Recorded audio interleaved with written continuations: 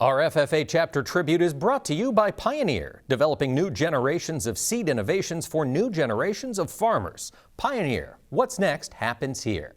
Now it's time to meet that next generation of young leaders in the world of agriculture, and this week we're meeting with the president of the National FFA, Andrew Seibel. Andrew, thank you so much for joining us here this week. Thank you so much for having me. I'm glad to be here. Well, tell us a little bit about your background. Andrew, where'd you grow up?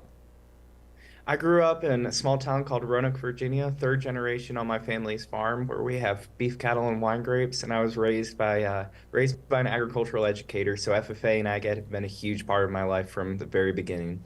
I was going to ask you what prompted you to join FFA, but it sounds like there might have been some family pressure.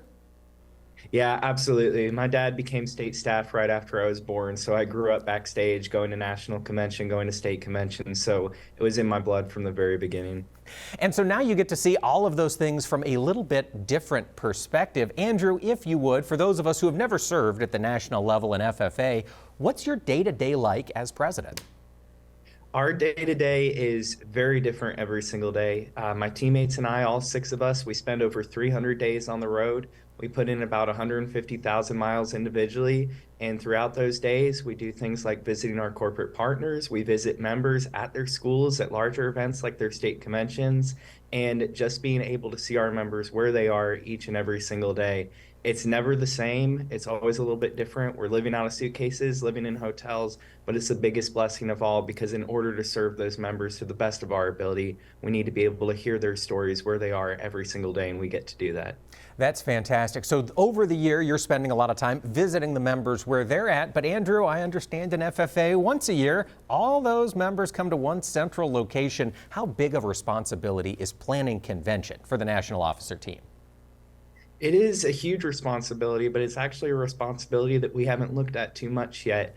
It's kind of an overwhelming thing. November 1st through 4th of this year, we're going to have over 70,000 people coming to Indianapolis, Indiana for a national FFA convention. And luckily, we have a full-time staff behind us that helps us put that convention on. And they're able to handle a lot of that legwork as we're on the road finishing out the year. Come September, we'll be moving back to Indiana, focusing in, memorizing scripts, getting ready for that convention. But right now, it's pretty hands-off from the officer team perspective. All right, focusing on those students. Andrew, look out longer term. What would you hope your career to be?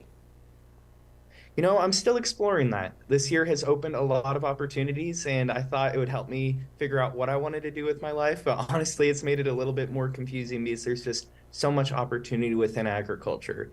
I do know I want to do a job where I can see my impact every single day, where I can work with people every single day and live a fast-paced life that changes a little bit every single day and come back home to kind of a more simple life at the end of each of those days. And I'm looking forward to finding that future within this wonderful industry.